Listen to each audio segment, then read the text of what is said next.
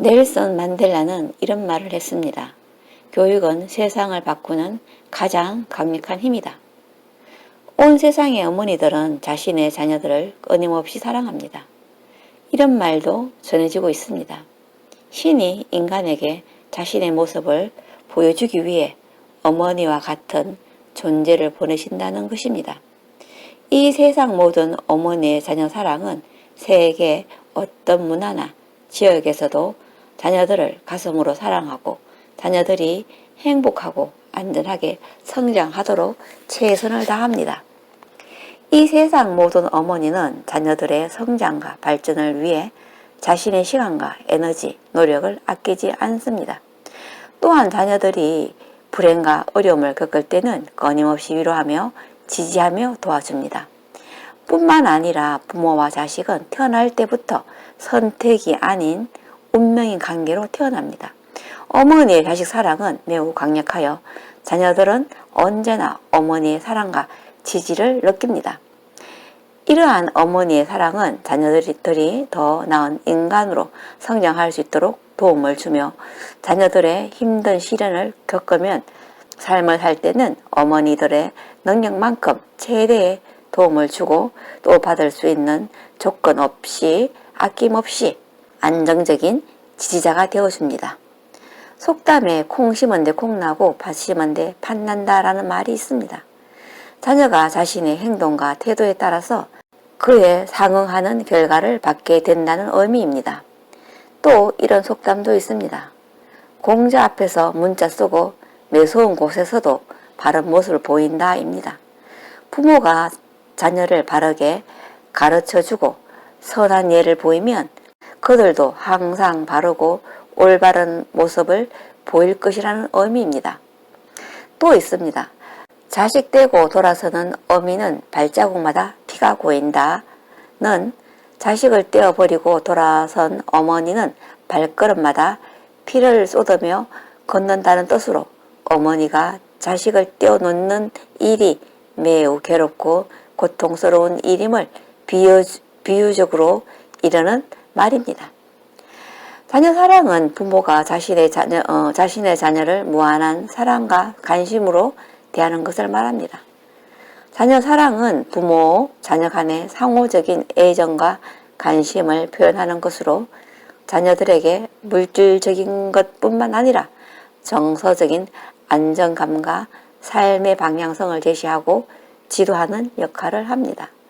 부모는 자녀를 자신의 소중한 존재로 여기고 자녀의 성장과 발전에 최선을 다해 돕고 지원함으로써 자녀에게 사랑과 안정감을 전달할 수 있습니다. 자녀 사랑은 가정의 안정과 발전을 위한 가장 기본되는 가치 중 하나로 부모와 자녀 간의 상호 간의 애정과 관심을 바탕으로 한 가족 관계는 건강하고 행복한 사회로 유지됩니다. 조선 중기 이율곡도 어머니 신사임당 신씨의 교육열도 대단해 많이 지지를 받았는데요. 율곡이 학자이자 정치가 사상가, 시인으로 다양한 분야에 활약할 수 있도록 어머니 심사임당은 율곡이 어렸을 때부터 그의 학문적인 교육과 인성 발달에 많은 관심을 가졌습니다. 율곡의 어머니인 신사임당은 율곡이 자신의 사명과 미래를 향해 발전할 수 있도록 도왔습니다. 율곡의 어머니는 자식들이 인간성과 도덕적인 가치를 강조했습니다. 율곡이 13살 때 어머니 신씨는 그를 훈육하며 남녀 차별 없는 교육을 받도록 노력했습니다. 율곡은 어머니의 가르침을 받아 가난한 사람도 신분이 저는 사람도 교육을 받으면 사회를 이끄는 훌륭한 인재가 나올 수 있다는 것을 깨달았습니다. 율곡에서 배워보는 5가지 지혜입니다. 첫째, 무궁화 꽃이 피었습니다. 율곡이 선조 11년 경복궁에 들어갈 때 첫 발걸음마다 말한 것입니다. 이 말은 후에 대한민국의 국화가 된 무궁화의 유래가 되기도 했습니다. 뿐만 아니라 구전으로 전해와 현대에도 아이들이 놀이할 때 많이 사용되는 문구이기도 합니다. 둘째, 나는 나를 믿는다. 이 율곡은 자신의 신념과 목표를 위해 끊임없이 노력하며 이 말은 그의 강인한 의지와 자신감을 나타냅니다. 셋째, 천리길도 한 걸음부터이다. 율곡은 어떤 어려운 일이라 해도 처음 한 걸음부터 시작해 가능하다고 믿었습니다. 이 말은 작은 것부터 시작해 나아가야 큰 것을 이룰 수 있다는 의미입니다. 넷째, 성실과 인내는 배신하지 않는다. 율곡은 성실과 인내를 중요하게 생각했으며 이 두 가지는 언제나 보답을 받는다고 믿었습니다.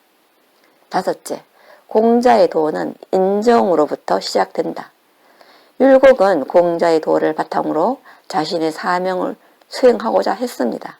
이 말은 인간적인 가치와 윤리적 원칙을 중시하며 이 일에 대해 공정하고 정당한 대우를 하는 것이 진정한 지도자의 자질이라는 것입니다.